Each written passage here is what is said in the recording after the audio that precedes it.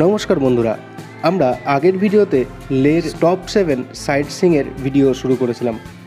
আমরা আগের দিন দেখেছিলাম 3টে জায়গা। প্রথমে পাথর সাহিব গুরুদুয়ারা, তারপর ম্যাগনেটিক হিল এবং সবশেষে সঙ্গম। আজ আমরা বাকি 4টে জায়গা দেখাবো। প্রথমে আমরা যাব র্যাঞ্চো স্কুল বা র্যাঞ্চোর ক্যাফে, তারপর যাব হল অফ ফেম, তারপর লে প্যালেস এবং সবশেষে শান্তিস্তূপ। তো চলুন আর দেরি না করে ভিডিওটি শুরু করা যাক।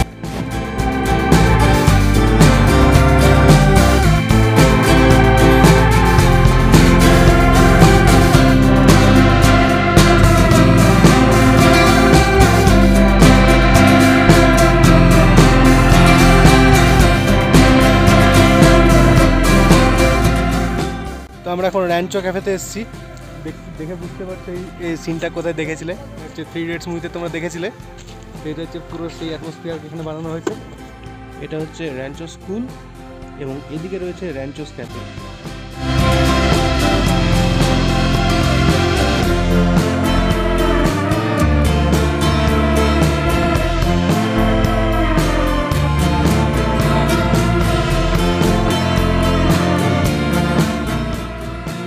এই জিনিসটা মুভি সিনের আদলে বানানো হয়েছে ঠিকই, কিন্তু এটাতে কোনো ছাদ নেই। এটা শুধুমাত্র ছবি তোলার জন্যই ব্যবহার করা হয়।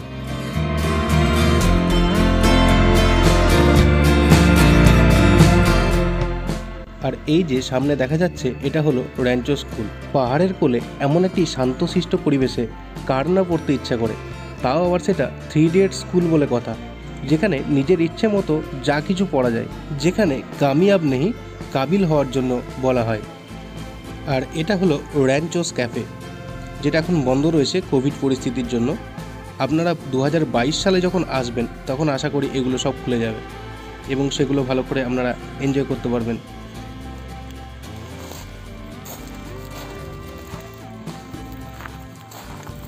এরপর আমরা নেক্সট যে জায়গায় যাব সেটা হলো হল অফ ফেম। তো চলুন আমরা এবার বেরিয়ে পড়ি। আর আপনারা যদি লাদাখি পোশাক পরে ছবি তুলতে চান তাহলে এখানে আপনারা সেটা করে নিতে পারেন। তো এখন দ্য ইডিয়টিক ওয়ালে আমাদের গ্রুপের যে ইডিয়টসরা ছিলেন তাদের কিছু পোজ আমি দেখিয়ে দিচ্ছি।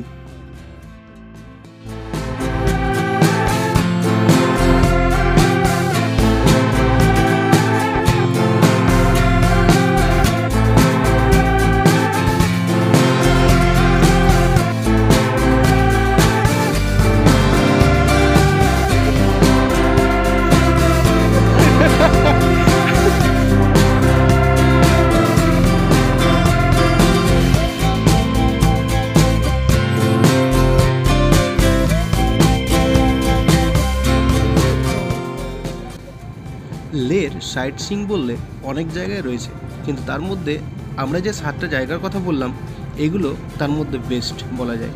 দুঃখ তো লাগে তখন যখন এত মনোরম পরিবেশে কয়েকদিন কাটিয়ে নেওয়ার পর আবার বাড়ি ফেরার সময় চলে আসে। এত সুন্দর পরিবেশকে ছেড়ে যেতে একদমই মন চাইছিল না, কিন্তু কিছু করারও নেই, ফিরতে তো হবেই, কারণ বাড়ি গিয়ে আপনাদেরকে এই ভিডিওগুলো যে দেখানোর রয়েছে। আগামীকাল 2রা অক্টোবর, অর্থাৎ গান্ধীজির জন্মজয়ন্তী। এবছর 152তম জন্মজয়ন্তী। এই উদ্দেশ্যে লে শহরের এই পাহাড়ের ওপরে বিশ্বের বৃহত্তম খাদি পতাকা উত্তোলন করবেন লেফটেন্যান্ট গভর্নর RK মাথুর। এই পতাকাটি লম্বায় 225 ফিট এবং চওড়ায় 150 ফিট এবং এর ওজন প্রায় 1000 কেজি। এরকম একটি দৃশ্যের সাক্ষী হতে পেরে নিজেকে খুব গর্ববোধ করছি। আমরা এখন হল অফ ফেমে চলে এসেছি। হল অফ ফেম হলো একটি মিউজিয়াম যেটা ইন্ডিয়ান আর্মি তৈরি করেছে। ইন্দো পাক যুদ্ধের সময় যারা শহীদ হয়েছেন তাদের উদ্দেশ্যে এই মেমোরিয়ালটি তৈরি করা হয়েছে।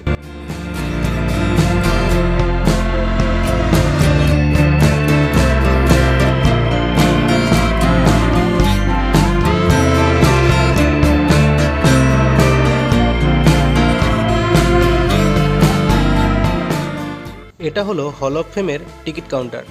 এখানে টিকিট মূল্য দেখানো হয়েছে, কিন্তু এখানে কোনো ক্যাশ দিয়ে টিকিট কাটা যায় না।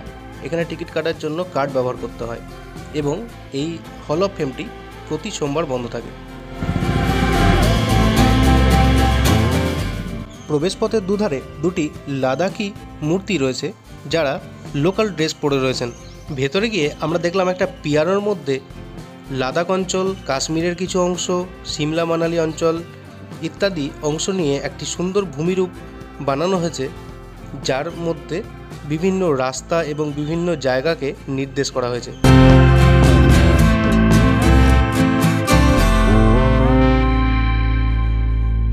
এরপরেই দেখলাম বিভিন্ন ধরনের পদক, যে পদকগুলো আমাদের ইন্ডিয়ান আর্মিরা তাদের বীরত্বের জন্য পেয়েছিল। এছাড়া দেখলাম বিভিন্ন ধরনের আগ্নেয়াস্ত্র, বোমা, বিভিন্ন ধরনের বন্দুক, যেগুলো আমাদের বীর সৈনিকরা যুদ্ধের সময় ব্যবহার করে থাকেন। এরপরে দেখলাম বিভিন্ন রকম লাদাখি পোশাক।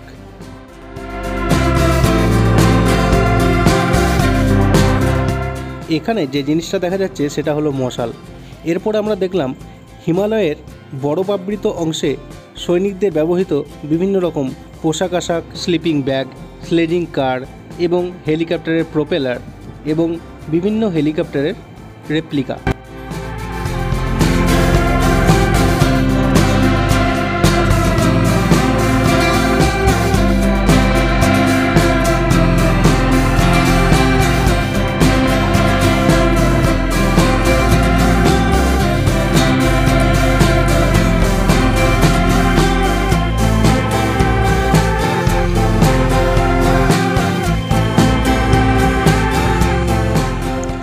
আমরা এখন হল অফ ফেমের পিছন দিকটাতে এসেছি। এখানে মাঝখানে দেখা যাচ্ছে ভারতের জাতীয় পতাকা এবং আশেপাশে যে পতাকাগুলো দেখা যাচ্ছে সেগুলো হলো ইন্ডিয়ান ডিফেন্স সিস্টেমের বিভিন্ন যে বিভাগ রয়েছে তাদের পতাকা, এবং সেম পতাকা আমরা হল অফ ফেমের ভিতরেও দেখেছিলাম। আর এটা হলো একটা সোলার পার্ক, যেটা হল অফ ফেমের ভিতরে রয়েছে।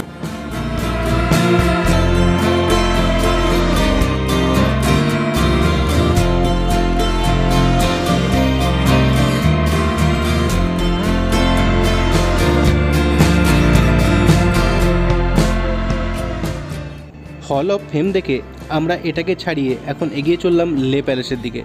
এখান থেকে লে প্যালেসের দূরত্ব মাত্র 6.4 কিলোমিটার এবং লে প্যালেসটি একটু পাহাড়ের ওপরে রয়েছে।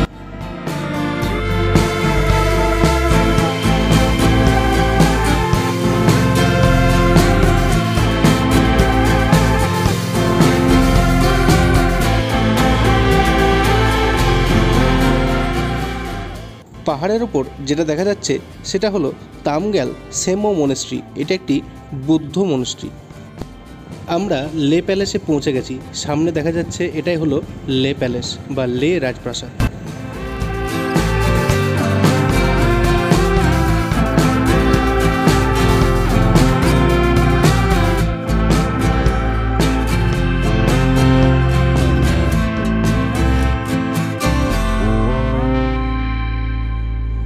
পনেরোশো 1555 থেকে 1575 খ্রিস্টাব্দ পর্যন্ত লাদাখের শাসনকর্তা তাসি নামগাল লে শহরে প্রথম রাজপ্রাসাদ নির্মাণ করেন। এই অধুনা ধ্বংসপ্রাপ্ত রাজপ্রাসাদটি নামগাল পাহাড়ের চূড়ায় স্থাপন করা হয়েছিল। এছাড়া রাজা তাসি নামগাল এই শহরে গোংখান বা স্বর্গীয় অভিভাবকদের মন্দির এবং সোমো গোম্পা নামক বৌদ্ধ মন্দির স্থাপন করেন। 1612 থেকে 1642 খ্রিস্টাব্দ পর্যন্ত লাদাখের শাসনকর্তা রাজা সেঙ্গে নামগাল আনুমানিক 1631 থেকে 1642 খ্রিস্টাব্দের মধ্যে 9 তল বিশিষ্ট লে প্রাসাদটি নির্মাণ করেন। রাজা দেলেগ নামগালের শাসনকালে কাশ্মীরের নবাব লাদাখ আক্রমণকারী তিব্বতী সৈন্যকে প্রতিরোধে সহায়তা করার শর্তস্বরূপ 1666 খ্রিস্টাব্দে লে প্রাসাদের নিচে এক বিরাট সুন্নি মসজিদ স্থাপন করা হয়। পরবর্তীকালে 1900 শতকের মাঝামাঝি সময়ে ডোগরিদের আক্রমণে এই সাম্রাজ্য ধ্বংসপ্রাপ্ত হয়।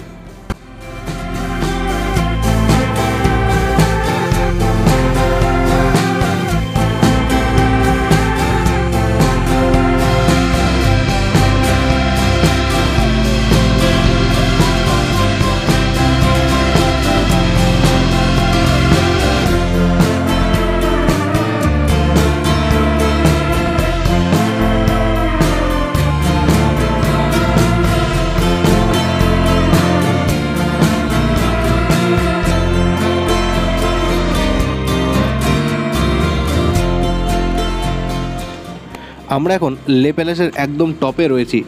এখান থেকে পুরো লে শহরটাকে পরিষ্কার দেখতে পাওয়া যায়। আমি তোমাদেরকে দেখিয়ে দিচ্ছি বিভিন্ন দিকে এর ভিউজগুলো কেমন। লে প্যালেসের একদিকে যেমন রয়েছে গাছ ভর্তি শহর, তেমনি অন্যদিকে রয়েছে পুরো গাছশূন্য শহর।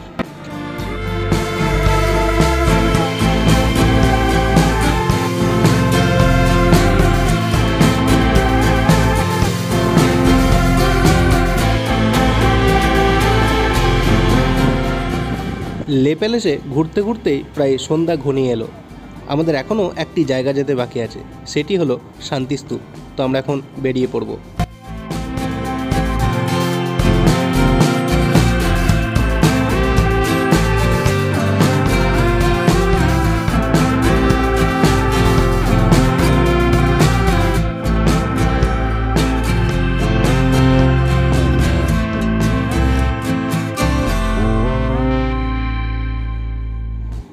অন্ধকার যতই বাড়ছিল, পাহাড়ের ওপর থেকে শহরের সৌন্দর্য কিন্তু ততই বাড়তে শুরু করেছিল।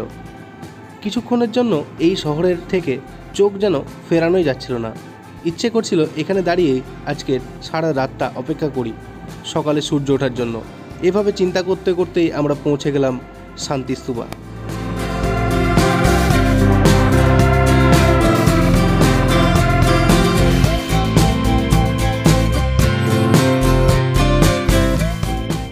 শান্তিস্তূপ হলো একটি বৌদ্ধ স্তূপ। সারা ভারতবর্ষে এই একই রকম দেখতে বৌদ্ধ স্তূপ অনেক রয়েছে।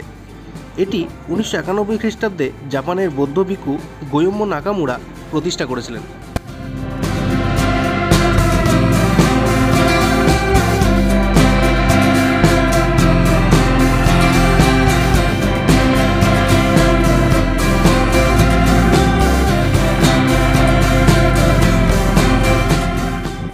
এই শান্তি স্তূপটি যে শুধুমাত্র বৌদ্ধ স্তূপের জন্য বিখ্যাত তাই নয়, এখানের প্যানোরামিক ভিউ খুবই ভালো এবং অনেকজনই রয়েছেন যারা এখানের সূর্যোদয় দেখার জন্য সকাল সকাল এসে ভিড় করেন।